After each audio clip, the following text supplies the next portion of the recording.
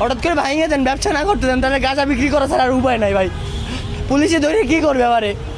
সরকারি ভাত খাওয়াইতে পারবে, 5-6 দিন 10 দিন রাখতে পারবে, এছাড়া আর কিচ্ছুই করতে পারবে না। আমরা অশিক্ষিতরা ভাই, এখানে অনেক মানুষ আছে যে মাস্টার কমপ্লিট করে আসে এখানে দোকানদারি করে। হ্যাঁ, কেউ এসে অশিক্ষিত একটা লাইনের একটা মানুষও, সবাই ইন্টার কমপ্লিট করা। সবাই আপনারা আছেন সাংবাদিক, আপনাদের কাজ শুধু ভিডিও করা, মানুষের কষ্টগুলো তুলে ধরা। এই কষ্ট তুলে ধরছেন ঠিক আছে ভাই, আমাদের পাশে দাঁড়ানোর মতো কেউ নাই।